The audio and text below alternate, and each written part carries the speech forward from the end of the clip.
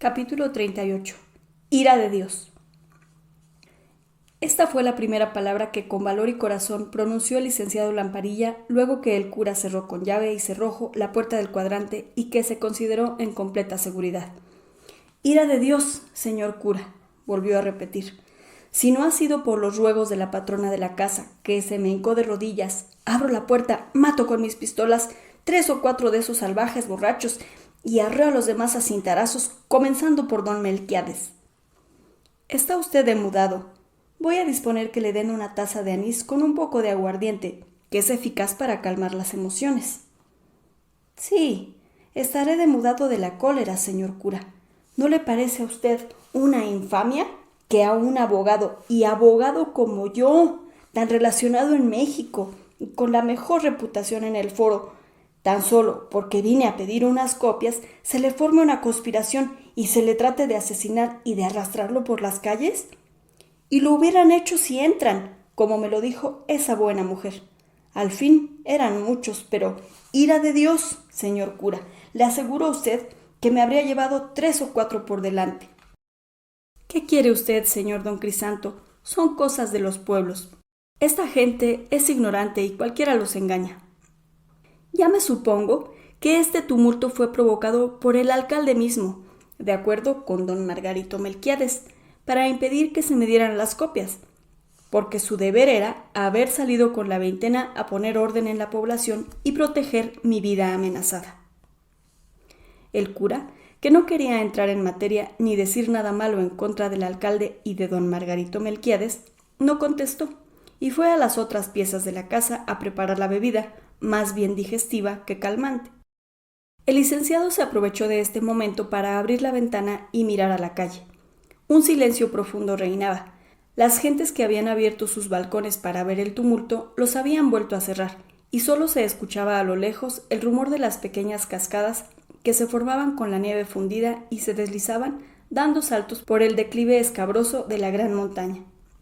El cura no tardó en volver, acompañado de una sirvienta india, con tazas, botellas, vasos, café, agua de anís, té y cuanto pudo en aquel momento haber a la mano.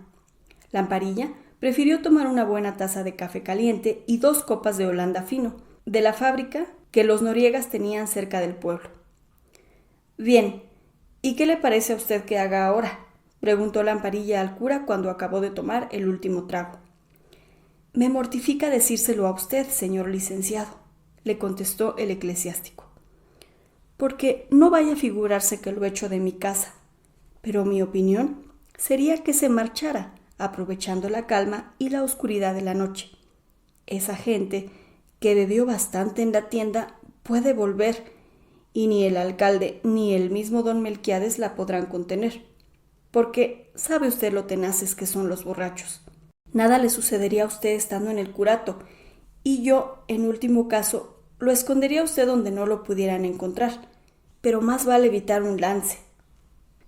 Tiene usted mucha razón, señor cura, y lo que deseo es salir cuanto antes de este maldito pueblo. Hágame el favor de mandar por mis caballos y el mozo, y de pagar a la patrona el gasto que haya yo hecho, y lo que cueste la reposición de los vidrios, que al llegar a México le remitiré el dinero.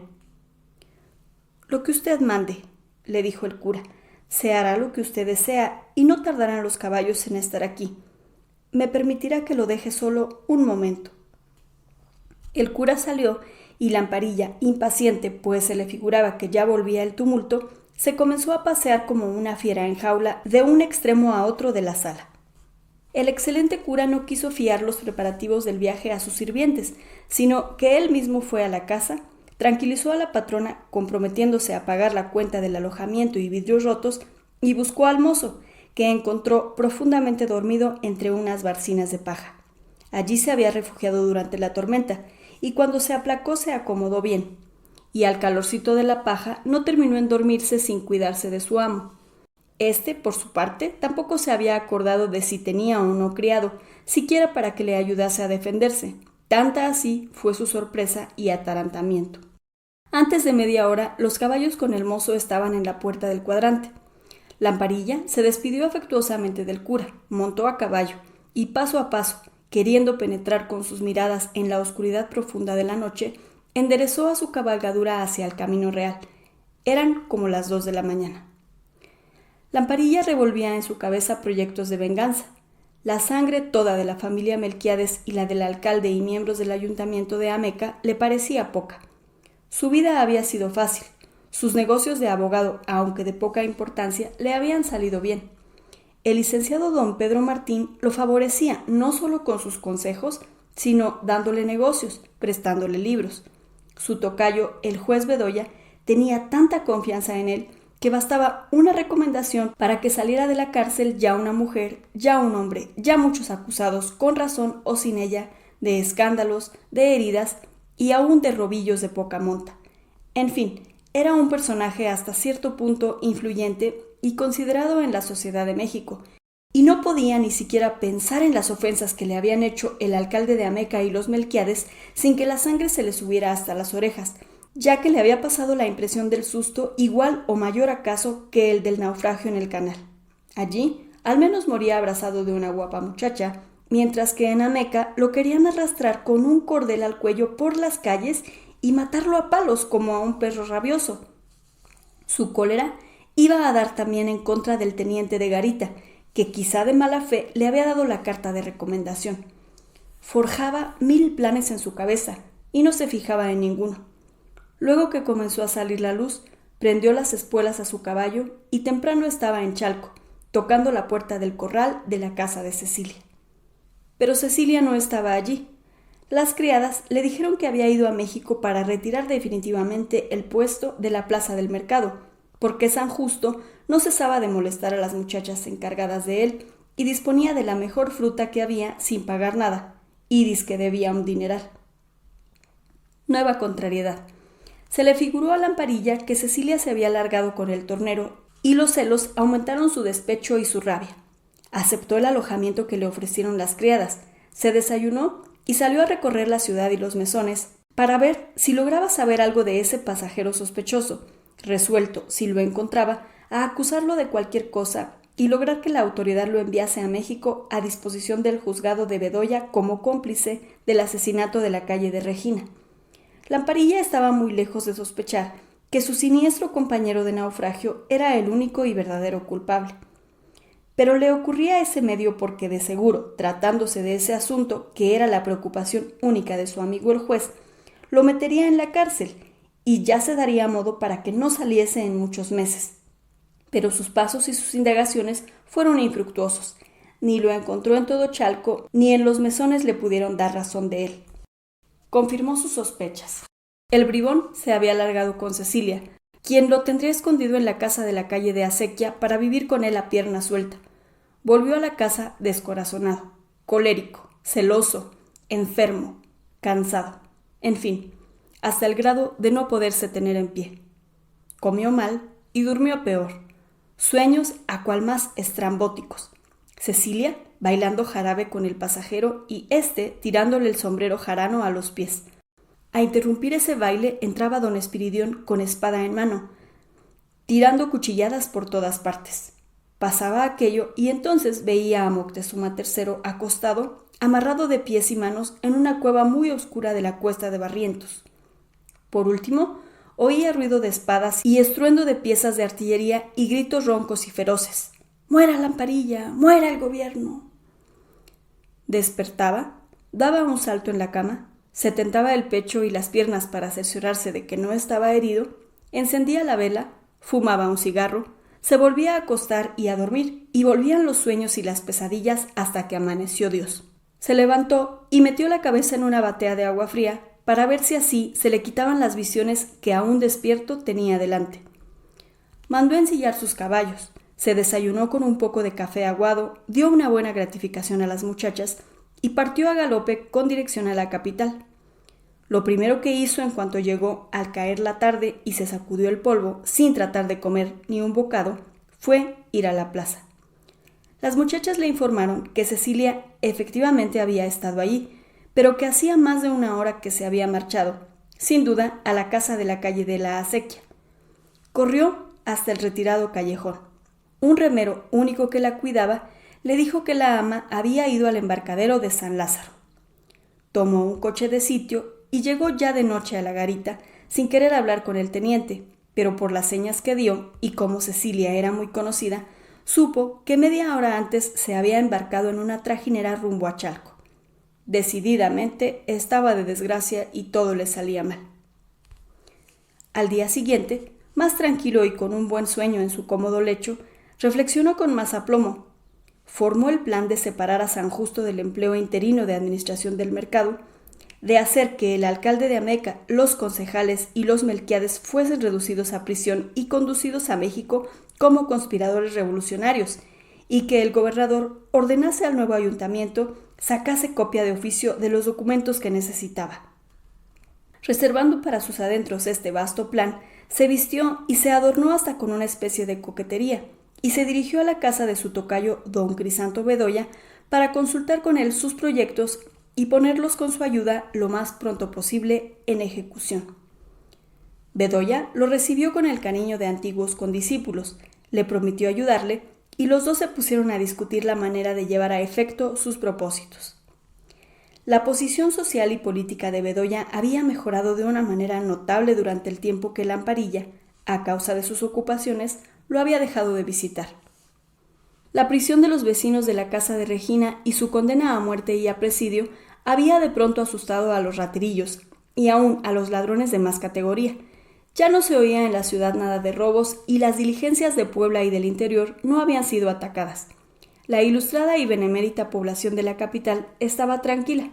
Los periódicos reproducían hasta el fastidio elogios al integérrimo juez Crisanto Bedoya, y el gobierno estaba satisfecho y reconocía que el digno magistrado era el que había restablecido la confianza y la seguridad personal. El presidente y el ministro de Justicia querían que los reos fuesen ahorcados, pero no podían interrumpir el curso de la justicia, pues el defensor había apelado y la causa estaba en revisión. Don Pedro Martín de Olañeta había influido con los magistrados y era necesario que la causa, muy voluminosa de por sí, fuese leída y examinada minuciosamente. Bedoya sacaba partido de la más insignificante circunstancia. Oyó con marcada atención el relato de las desgracias de su tocayo y condiscípulo, y cuando cesó de hablar, le dijo: «Este negocio lo tomo por mi cuenta, no haya cuidado alguno. Mañana muy temprano platicaremos en mi casa, y esa canalla sabrá para qué nació». «El gran desideratum», añadió, «consiste en que ahorquemos a los reos de Regina y seré el todo del gobierno, pero los magistrados retienen los autos y no hay modo de que despachen ni en pro ni en contra. No obstante, se me ha ocurrido una buena idea y la voy a poner en planta, con que hasta mañana». Lamparilla se marchó y el juez se quedó un poco pensativo, pero a los 10 minutos tomó su sombrero, guardó sus papeles, dio al escribano sus instrucciones para el despacho del juzgado y salió precipitadamente de la oficina antes de que se le borrara la repentina y feliz idea que había concebido. En este punto es indispensable referir algunos antecedentes que explicarán el rápido progreso que, relativamente en poco tiempo, había hecho el hijo del honrado barbero del pueblo de la Encarnación en la carrera política y la influencia decidida que ejercía aún en los asuntos y en las cosas que nada tenían que ver con el despacho del juzgado. El periódico que ya conocemos, como si hubiésemos sido sus más constantes suscriptores, y que anunció el caso rarísimo y nunca visto del rancho de Santa María de la Ladrillera, había, en los años transcurridos, sufrido las más extrañas alternativas y los cambios más bruscos y repentinos. Tan pronto tenía suscriptores bastantes para pagar los gastos de impresión y administración, quedando un sobrante regular, como se veía abandonado por sus favorecedores y reducido a pedir fiado el papel necesario. En una temporada cayó en manos de personas timoratas y casi en olor de santidad, y los artículos que publicaba a favor de la religión y de todos los santos del cielo le produjeron tantas suscripciones que ya no cabían en 2 costales los ejemplares que se remitían los miércoles y los sábados, días solemnes en que se despachaba el correo de la capital para el resto de la República. Pero un día le ocurrió a uno escribir un artículo sobre la festividad del 12 de diciembre, que tan fatal fue para Juan. Puso en duda el articulista la aparición de la Virgen de Guadalupe, y de un golpe se borraron como 3,000 curas. En vano quiso reparar el error, echar al hereje de la redacción y elogiar a los padres que predicaban en los desagravios de la parroquia de Santa Catarina y en los ejercicios de la profesa. Inútil trabajo. Los curas no creían ya en la buena fe del Eco del Otro Mundo y lo veían con horror. Despechado y ofendido por este desaire, se volvió al lado de los masones y comenzó a iniciar la grave cuestión de la tolerancia de cultos, y fue tan feliz la idea que volvió a levantarse y a renacer como el fénix de sus propias cenizas. Pero un día también se deslizó un artículo, sin saberse cómo, que decía que las logias acabarían con la nación, que en ellas se disponían las elecciones y se repartían los destinos públicos. Paréntesis. Algún agraviado, sin duda. Y que era necesario hacerles la guerra decidida. En menos de 2 semanas se borraron 3.500 masones y se suscribieron nuevamente un canónigo y 8 curas. El periódico, agonizando, acudió al gobierno, logró un corto auxilio de los gastos secretos de relaciones y pudo ya medio vivir y tributar elogios a los distinguidos funcionarios que hacían el sacrificio de abandonar la tranquilidad del hogar doméstico para ocupar sillones ministeriales llenos de espinas y de abrojos. Pero un día, un redactor que comenzaba sus campañas y que era medio pariente del ministro de la guerra, con cualquier motivo enjaretó un artículo sin que lo revisaran sus compañeros, diciendo que César no había sido más que un cabo de escuadra, que Alejandro el Grande apenas habría sido en México un coronel de cívicos y que Napoleón, comparado con su pariente, no había sido más que un sargentón afortunado. Como 20 militares se suscribieron inmediatamente. El tío ministro convidó a almorzar al pariente, pero el secretario de Relaciones, que no podía haber ni pintado a su compañero el de guerra, retiró el auxilio y esta vez por poco muere. En la redacción hubo discusiones, proyectos, pleito. En fin, de esto resultó un periódico independiente con noticias de sensación que interesaron a cuanto muchacho ocioso andaba por la calle, y de día y de noche gritaban desaforadamente en los portales y en las cadenas, el eco del otro mundo con los robos y los asesinatos de los bandidos de Río Frío. Otro día cambiaban el tema y gritaban, «Relación de una cabra que nació con 3 cabezas». Este método no probó mal, y entre prodigio y prodigio se mezclaban algunos elogios al gobierno y algunas sátiras embosadas al clero, a los masones, a los soldados, a los abogados y a todo bicho viviente. Cada uno, por saber si algo malo o bueno se decía de él, tomaba una suscripción, y en breve tiempo el periódico volvió a levantarse y los redactores ya tenían una regular pitanza cada mes. Interesante como es la historia familiar y secreta de los periódicos, basta referir la terrible crisis que experimentó tan acreditado diario y la que fue muy provechosa a nuestro amigo Bedoya. El Eco del Otro Mundo se había entendido perfectamente con el ministro de Hacienda, como ya lo habrá maliciado el lector, pero como ese digno funcionario en 8 meses había podido dar una paga a los empleados y 2 meses de dietas a los diputados y senadores, tuvo que abandonar la cartera, y otro, que era un prodigio de talento y una especie de brujo, que como Moisés sacaba agua de una roca, le sucedió con beneplácito, o mejor dicho, con aclamación de tanta vieja viuda que ya había hasta olvidado cómo era la forma y tamaño de un peso duro. Este nuevo funcionario tenía una conciencia estricta, y una de sus máximas era que la prensa pagada extraviaba la opinión pública y corrompía a los mismos funcionarios que la pagaban, y que el único periódico que debía pagar para que elogiara y defendiera al gobierno era la Gaceta Oficial y el Telégrafo, que era como un semioficial. Retiró, pues, la subvención al Eco del Otro Mundo y de la noche a la mañana dejó a los redactores en un petate. Junta general y sesión borrascosa en la oficina de la redacción. Se resolvió continuar el periódico pagando a escote lo que faltara para el completo de los gastos y además jugar el todo por el todo y hacer desde el día siguiente una oposición formidable al gobierno, comenzando por el ministro de Hacienda. Y juraron sobre los cañones, paréntesis, de las plumas, arrostrar con las multas, con la prisión, con el destierro, con la muerte misma, antes que doblar la cerviz. En una palabra, sacrificarse por la patria. Fortificados con tan enérgica resolución, al día siguiente comenzaron a echar fuego y llamas. Un artículo titulado Bancarrota hizo temblar en su sólido sillón al nuevo ministro de Hacienda. Otro, que llamaron precipicio, le quitó las ganas de comer al ministro de Justicia. Otro, hipocresía y religión, alarmó al arzobispo y al coro de la catedral. Otro, abajo caretas, obligó a las logias a convocar para tenidas extraordinarias. Por último, el titulado Pueblo Soberano era un llamamiento a los barrios de San Sebastián, de La Palma, de Tepito y de la Soledad de Santa Cruz. Los suscriptores en tropel se presentaban a la redacción y los muchachos y billeteros vendían resmas enteras en un momento. El gobierno temblaba ya y la sociedad elogiaba el arranque patriótico de los que así exponían su tranquilidad y hasta su vida por defender los santos principios, de cualquier cosa. Los redactores, entusiasmados con el buen resultado de las deliberaciones de la Junta, seguían echando tajos y reveses a todo el mundo. Del presidente de la República, lejos de decir una palabra disonante, lo alentaban de vez en cuando. Los mismos ministros llegaron a creer que el Supremo Magistrado pagaba el periódico para echarlos de sus sillones y conferenciaron seriamente, decididos a presentar en masa su renuncia, pero tenían mucho cariño a sus puestos y dejaban siempre para mañana la resolución heroica que habían pensado. Bedoya, que al despertar sentado en su cama y tomar su té a la inglesa, pues había ya abandonado el champurrado por ordinario e indigesto, lo primero que hacía era leer su periódico favorito. Había seguido con interés sus cambios y matices, y se quedó reflexionando el día en que se publicó el editorial que encabezaba el título de Pueblo Soberano.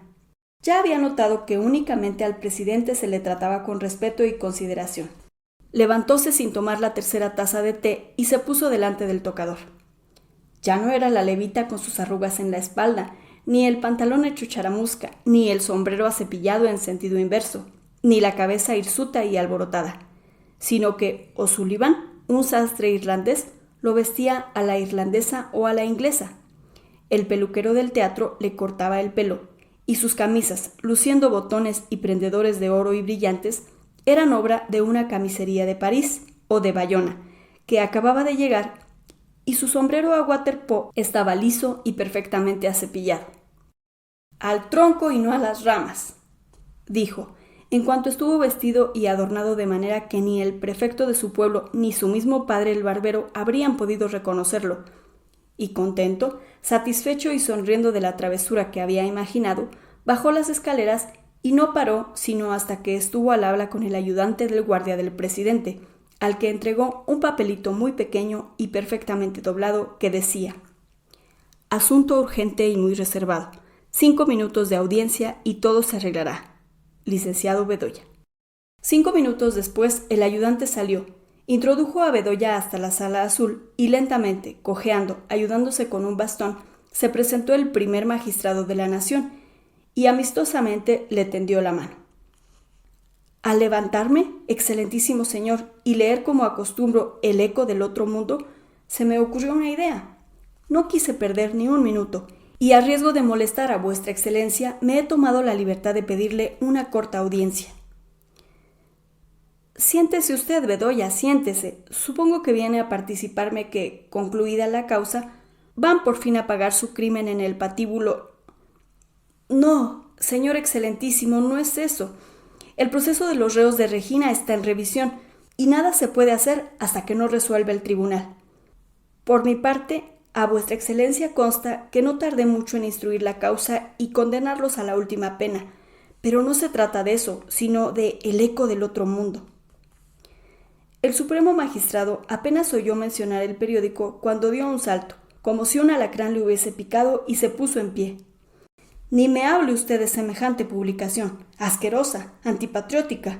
¿Se conoce que es un plan fraguado por los enemigos del gobierno y que pollos gordos que yo conozco se cubren con el anónimo y escriben estos artículos que están conmoviendo a esta sociedad, combatida por los partidos que se quieren arrebatar el poder, gastada, cansada, moribunda, y a la cual he querido yo imprimir vida y movimiento? No, imposible, ni hablemos de eso, Bedoya». «Vuestra excelencia notará o habrá notado», dijo, con una voz muy amable el licenciado, «que los editores echan tajos y reveses contra todo el mundo. Para ellos ni el arzobispo es sagrado. Solo a vuestra excelencia respetan. Solo a vuestra excelencia le tienen consideración, ni al Papa, solo a vuestra excelencia elogian. Aquí traigo precisamente 2 números que contienen 4 párrafos diversos, y no hay más que alabanzas, muy merecidas, por cierto. Es necesario sacar partido del cariño personal que tienen a vuestra excelencia. A eso venía yo. Por eso me tomé la libertad de que el ayudante introdujese mi papelito. El supremo magistrado cambió inmediatamente de humor y se sentó. Mi plan es, continuó el licenciado, sentándose respetuosamente y manteniéndose muy derecho sin recargarse en el sofá, que este periódico, en vez de hacer una oposición tan injusta, tan inconsiderada y tan nociva para la tranquilidad de la República, sea absolutamente del gobierno. Vuestra excelencia mandará en él, se escribirá lo que vuestra excelencia ordene, se hará la oposición a quien vuestra excelencia mande y se elogiará a los que vuestra excelencia quiera favorecer. No conoce usted el mundo como yo, señor Bedoya. Detrás del periódico están esos personajes pérfidos del partido moderado que no quieren venir al gobierno cuando se les llama y critican y hacen la oposición a todo el que como yo se sacrifica por la patria. Ese precisamente es mi secreto. Tengo un plan por el cual esos moderados quedarán excluidos del periódico. Este será dirigido por manos hábiles y por personas adictas a vuestra excelencia, y una vez conseguido esto, tendremos un arma contra esos mismos moderados, contra los ministros si fuera necesario y si conviniese a vuestra excelencia, y contra todo el mundo. En vez de ser atacados, atacaremos. Únicamente necesito la aprobación de vuestra excelencia y su apoyo eficaz. Si está usted seguro de salir airoso de esta empresa, que lo creo difícil, puede usted contar con que le protegeré a usted, pero con la mayor reserva. Una persona que ha sido elevada como yo por el voto de la nación a rango de primer magistrado debe ser superior a esas ruinas pasiones y no ocuparse de pormenores. Perfectamente. Vuestra excelencia tiene mucha razón. Ni cómo me había de atrever a indicar que se ocupase vuestra excelencia de estas que son verdaderas miserias humanas. Yo me ocuparía de esto. Vendré todos los días temprano o a la hora que vuestra excelencia disponga y me indicará lo que se debe escribir. Y nadie, ni mi sombra, sabrá este secreto. Pondremos redactores muy caracterizados y muy independientes, y ellos firmarán y saldrán al frente a las polémicas, a la crítica mordaz y aún a los desafíos y golpes si llegara el caso, porque la gente que yo tengo es de primera. Lo que se necesita para esto es patriotismo, abnegación y dinero. Al escuchar el primer magistrado la palabra, dio otro salto como si lo hubiese picado un segundo alacrán, se puso en pie y dijo con cierto asombro: ¿Dinero? Ya sabe vuestra excelencia, contestó el licenciado Bedoya en voz baja y con tono amable, que el dinero es el alma del mundo. Sin dinero no es posible ni aún entrar en la gloria. Los santos que han tenido el candor de repartir sus bienes a los pobres, ¿quién sabe los trabajos y dificultades que hayan tenido para entrar al cielo? No obstante, si a vuestra excelencia no le agrada, nada se hará, y los moderados se bañarán en agua rosada. Cayó muy en gracia al primer magistrado la ocurrencia de Bedoya y volviéndose a sentar dijo con cierta tristeza, como hombre ya práctico y desengañado: Tiene usted razón, señor Bedoya. Desgraciadamente, nada se puede hacer sin el maldito dinero. Ya veremos. Trabaje usted y vuelva a verme dentro de 2 días a estas mismas horas.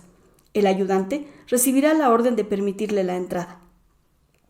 El supremo magistrado pagó de pronto con un apretón de mano el patriotismo del licenciado y éste salió muy erguido y ufano por en medio de una multitud de diputados, senadores, coroneles y agiotistas que llevaban 2 horas de antesala sin haber podido penetrar al Sancta Sanctorum. De vuelta en su casa, Bedoya mandó buscar urgentemente al director y propietario de El Eco del Otro Mundo, quien no tardó en llegar. Va usted a comer conmigo hoy. Es su hora de usted y tenemos que hablar de cosas muy graves. ¿Van a ahorcar ya a esos bandidos?, preguntó el entendido periodista. No, no es eso. El tribunal anda con pasos de tortuga, pero dejemos por ahora a esos pobres diablos. que están muy seguros y contentos en la cárcel con tal de que no los saquen al pelo. Se trata de otra cosa más seria. Se trata de usted, o mejor dicho, de ustedes todos. Se va a dar orden de prender a la redacción, a los cajistas, al administrador de la imprenta, al portero, a todo el mundo, y de encerrarlos incomunicados en Santiago. Por una casualidad he sorprendido este secreto, y como usted y los distinguidos literatos que trabajan en el periódico se han portado como unos caballeros desde que llegué a esta capital, he debido, como hombre leal, prestarles este servicio. Pero por Dios no me descubran porque seré hombre al agua. Empleo, amistades, influencia, todo lo perderé si llega a saberse que yo he avisado a ustedes del peligro que corren. El primer magistrado está furioso. Así, vean lo que hacen, escóndanse, váyanse de México. En fin, yo no sé qué aconsejarles. Pero, licenciado, eso es una infamia. La ley de imprenta dice en su artículo 47, no recuerdo bien, pero las garantías. ¿Qué sucederá a este desventurado país si se entroniza la tiranía? Será lo que usted quiera, y los artículos de la ley de imprenta que aún no he tenido tiempo de leer, ocupado con esta complicada causa de Regina, dirán lo que a usted le agrade, pero contra la fuerza no hay argumento que valga. Después ustedes echarán ternos, pero será en Nueva Orleans o en Nueva York. Aquí, Santiago y más Santiago es lo que los aguarda. Y por supuesto, acabará mañana el periódico, que está acusado de sedición con que... ¿No habrá modo?, preguntó el director del periódico, ¿de componer? ¿De dilatar? ¿De suspender? Me parece que no hay escapatoria. Sin embargo, consulte usted con sus compañeros, y si algo se le ocurre, véngaseme a ver en la noche. Ya saben que pueden contar conmigo, aunque me cueste el empleo. El director estrechó con efusión la mano de Bedoya. Tenemos 6 horas de tiempo. Tranquilícese usted y vamos a la mesa. Sentáronse en una mesa muy regularmente surtida, más a la francesa que otra cosa, pues Bedoya ya no comía sino rara vez enchiladas, porque le parecía, como el champurrado, un manjar ordinario. Comió de todo y con apetito. El desgraciado periodista apenas probó bocado y solo se cargó un poco la mano de un vino tapa larga que Bedoya dijo le había enviado expresamente de regalo el cónsul mexicano en Burdeos. Acabóse la comida y quedaron de verse a las 9 de la noche para tomar una resolución definitiva. Casualmente, ese día se publicaba un artículo furibundo contra el gobernador del distrito que no fue posible retirar. El pánico de la redacción llegó al colmo cuando su director les comunicó las fatales noticias, pero cada uno procuró disimular y se pronunciaron discursos llenos de fuego y de patriotismo, concluyendo por poner su suerte en manos de su jefe, prometiendo aprobar y sujetarse a lo que conviniese con Bedoya. Hubo, sin embargo, algunos disidentes que preferían ir presos a Santiago y que, previendo una defección, se separaron inmediatamente y se marcharon a su casa disgustados. Muy puntual estuvo a la cita el director y después de una larga conferencia quedó Bedoya facultado por escrito para arreglar el asunto, conviniendo en que durante 3 o 4 días los artículos de oposición serían muy razonados y en que no dejaría de hacerse algún elogio más o menos adulatorio al primer magistrado. En la segunda conferencia con el jefe de Estado, Bedoya remachó el clavo. Puso a disposición del gobierno el temible periódico, que fue considerado muy secretamente semioficial, recibiendo recursos abundantes que pasaban por terceras manos, sin que apareciese ni remotamente el nombre del licenciado, el cual, a primera hora y por la puerta chica del palacio, entraba a recibir las órdenes directas del presidente. La redacción se organizó. Unos continuaron con una buena dotación, los gacetilleros con una miseria. Bedoya, que no escribía ni había podido hilvanar nunca 2 renglones seguidos, era el director oculto que daba la orden de tirarle a fulano, de sacar a mengano, de dar un piquetillo a un ministro, de ensalzar a un general o de menguar el mérito de un coronel. El periódico era serio, grave, de oposición, pero independiente. No pertenecía a partido ninguno ni apoyaba facciones, predicaba la paz y el respeto a las autoridades. Solía adular al clero y a los propietarios, y era amigo de la libertad, pero enemigo de los sans-culottes. Cuanta influencia tenía tan sesudo diario, tanta así tenía también Bedoya, de manera que en vez de que necesitase la protección de Lamparilla como en los momentos de su llegada a la Gran Tenochtitlan, él la dispensaba, no solo a su condiscípulo, sino también a los mismos ministros, que habían sabido por los porteros y ayudantes que tenía frecuentes y largas conferencias con el primer magistrado de la nación. Él mismo estaba asombrado de su posición. Veía ya el juzgado con desdén. Le parecía que rebajaba mucho a su dignidad con ir diariamente a la acordada a tratar con ladrones y asesinos. Cuando a la hora de ir a la cama pensaba en estas cosas, se restregaba las manos, reía francamente y decía: ¡qué vivo soy! Mi padre mismo no me reconocería. Redactor en jefe, sin escribir y ganando una talega de pesos cada mes. Y se metía debajo de las sábanas y dormía tranquilamente, soñando algunas noches que estaba ya sentado en un sillón ministerial. Tal era la posición de nuestro buen amigo Bedoya, y era indispensable que el lector conociera los medios sencillos con que repentinamente se elevan en México insignificantes personajes cuando la fortuna se pone de su lado derecho. Las aventuras de su tocayo Lamparilla le dieron nuevo motivo para aumentar su influjo y ganarse una confianza sin límites en las altas regiones. Como en la vez en que se trató el asunto de El eco del otro mundo que acabamos de referir, Bedoya, vestido correctamente como hemos dicho, perfumado y un tanto arrogante, se encaminó a Palacio sin esperar la hora de la conferencia diaria, pues el negocio no admitía demora, y así le daba más realce o importancia. Se echó en la bolsa un papelito que decía: «Señor presidente, urgentísimo, Bedoya». Era la fórmula convenida ya para cuando se ofreciese algo grave. En esos momentos había junta de ministros, pero el licenciado fue introducido al gabinete particular, donde esperó media hora. «¿Qué ocurre, señor Bedoya?», le preguntó el supremo magistrado, luego que, habiéndose desprendido de sus ministros, pudo entrar fatigadísimo al gabinete donde recibía a las personas de su intimidad. «La revolución ha estallado, pero la podemos conjurar». El supremo magistrado se levantó del sillón donde casi se había recostado como si un tercer alacrán lo hubiese picado. «¡La podemos conjurar!», repitió magistralmente el licenciado Bedoya. «¿Cómo es que nada sé? Explíquese usted». «No es extraño. Ha ocurrido anoche, y no son los revolucionarios quienes han de dar parte al gobierno». «¿Pero cómo? ¿Dónde? Explíquese usted». «Precisamente un amigo mío, un hombre estimable y que creo ha tenido alguna vez la honra de presentarse a vuestra excelencia, ha estado a punto de ser asesinado y arrastrado por las calles porque quiso contenerla».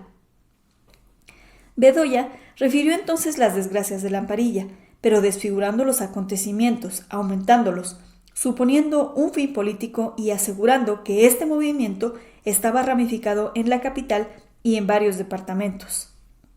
A la hora en que Bedoya daba cuenta de los sucesos en Palacio, todo había concluido en Ameca. El pueblo había vuelto a su acostumbrada tranquilidad, los vidrios rotos de las ventanas de la patrona repuestos por el ojalatero. Los Melquiades, contentos de haber espantado al licenciado, se paseaban muy satisfechos, vigilando el trabajo de los peones, y el alcalde, por lo que pudiera suceder, había dirigido a su gobernador el siguiente parte. Anoche, cosa de las 10, unos peones briagos se pusieron a bailar y cantar en la plaza y mercaron en casa Ñor Pío V unos hachones de brea y gritaban «¡Viva el gobernador!». Mas como yo vi que tiraron un ladrillazo a una ventana, salí con la veintena, les intimé el orden y se fueron a sus casas con las luces apagadas, y es todo lo ocurrido y no hay más que pongo en conocimiento de vuestra excelencia, y todo está quieto aquí. Dios y libertad». En el Palacio Nacional se les dio a estos sucesos alguna más importancia, y el jefe del Estado no permitió que se fuese Bedoya hasta que no se dictaron las providencias que la gravedad del caso exigía. Justamente, Vaninelli acababa de llegar de Guanajuato con su regimiento de 800 plazas, perfectamente vestido, armado y disciplinado. Daba gusto y orgullo ver marchar y hacer evoluciones por las calles a tan marciales y guapos muchachos. El supremo magistrado no se fió de sus ministros. Él mismo quiso disponer se sofocase esta tremenda revolución con una actividad sin ejemplo. Mandó que inmediatamente se le presentase Vaninelli. En el acto, tome usted 2 compañías de su regimiento y un escuadrón del 8º de caballería, le dijo en cuanto lo vio. Sale usted al anochecer de aquí con mucho sigilo y, a marchas forzadas, procura usted caer al amanecer al pueblo rebelde. Amarre usted al ayuntamiento y al alcalde, que se han puesto a la cabeza del pronunciamiento. Fusile a unos cuantos Melquiades, que son los cabecillas, y, dejando una guarnición por lo que pueda suceder, regresa usted a esta capital, deja a los presos bien recomendados en Santiago y se me presenta usted otra vez aquí a darme cuenta. Los bate usted hasta rendirlos. Y si la resistencia es obstinada y le matan a usted siquiera un soldado, me fusila a 2 o 3 de los alcaldes para que escarmienten y no vuelvan a turbar la tranquilidad. Ya recibirá usted, mientras alista su tropa, las órdenes de la Secretaría de Guerra y también se le ordena al gobernador del departamento que tenga listas sus fuerzas por si usted las necesitase. Vaninelli, que era hombre de pocas palabras y que tenía siempre su tropa lista para cualquier evento, no tuvo ninguna observación que hacer. Se retiró, y no sonaban las oraciones de la noche cuando salía a la cabeza de sus fuerzas por la garita de San Lázaro. Era una jornada muy larga, pero su infantería estaba acostumbrada a caminar 16 o 18 leguas por terrenos quebrados y de climas ardientes. Esta expedición era para él un juego de niños. Bedoya, al despedirse, le indicó al jefe de gobierno que creía que el teniente de la garita de San Lázaro, si no era cómplice, por lo menos simpatizaba con los sublevados y que no era prudente que permaneciera al frente de una garita tan importante. Hoy mismo será destituido, le contestó. Y en efecto, en el momento mismo en que veía salir la tropa de Vaninelli y no podía conjeturar qué iría a hacer esa fuerza por ese rumbo que estaba tan sosegado y por donde ni aun ladrones había, recibió la orden para tener todo listo y entregar al día siguiente la garita. Una carta de recomendación dada con la mejor buena fe le costaba el destino.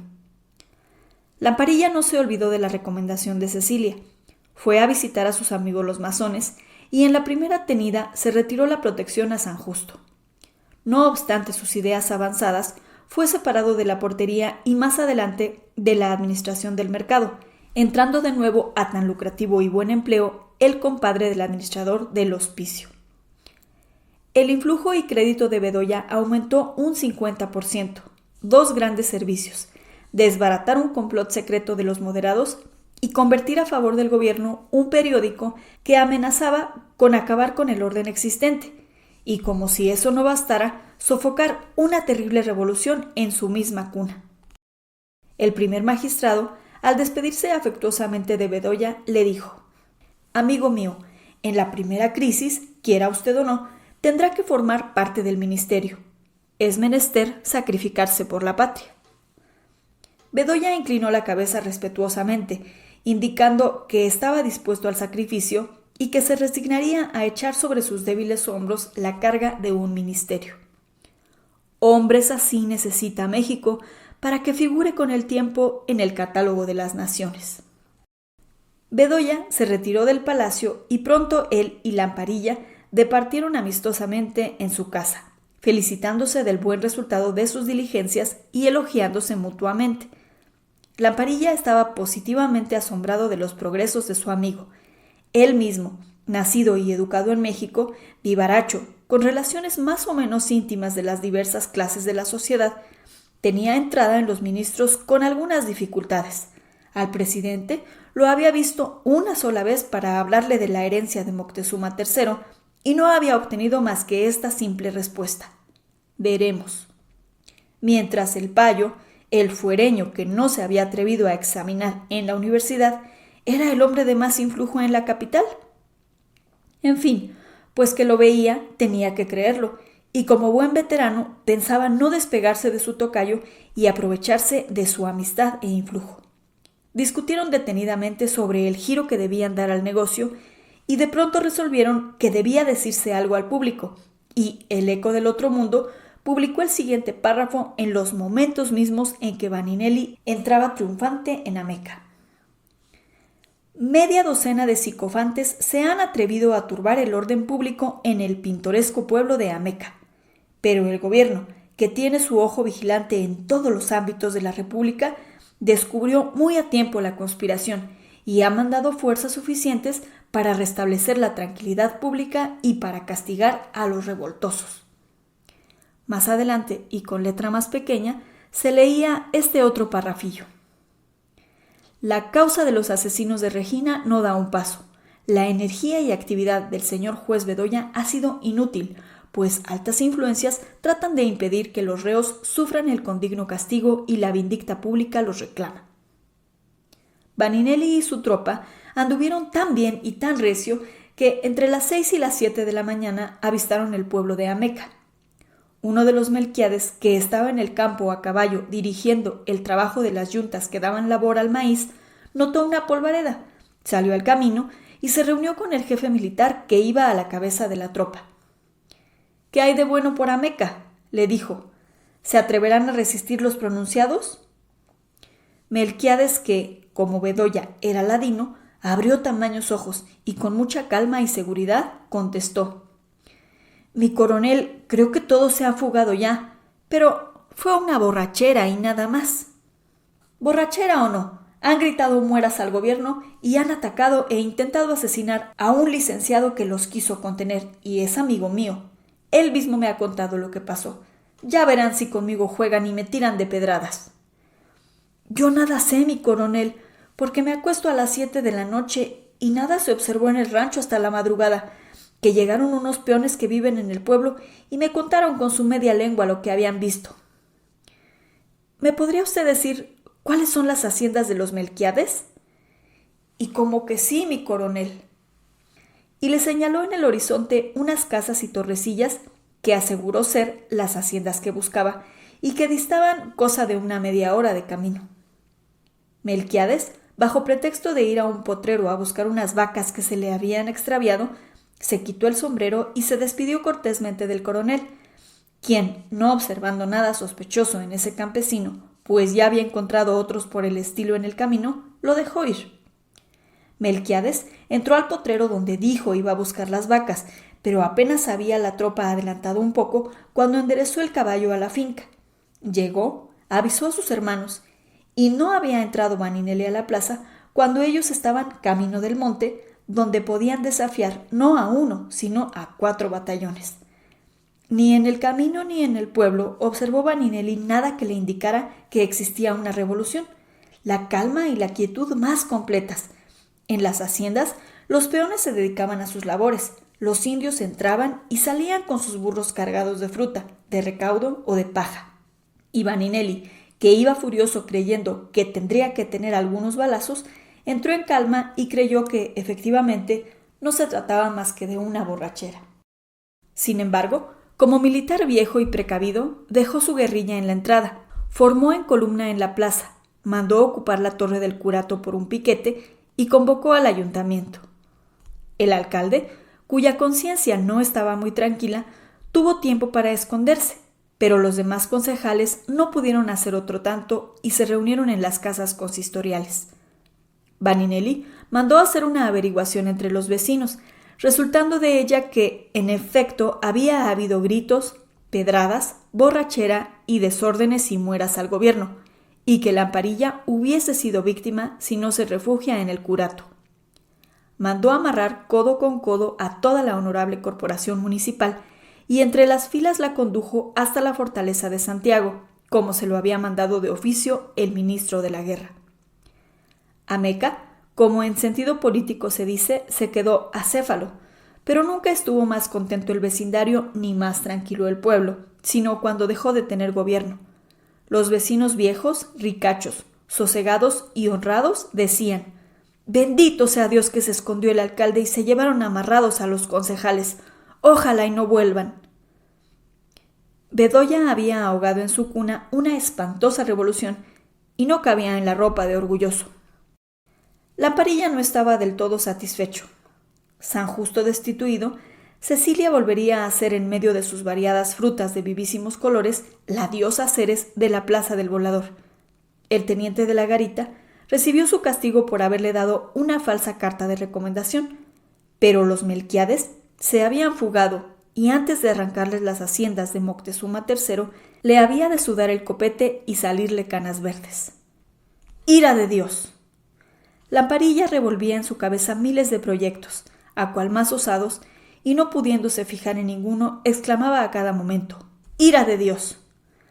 Ese terrible juramento le había ocurrido como un arma terrible contra el miedo en el momento en el que los Melquiades lo tenían sitiado en su alojamiento de Ameca.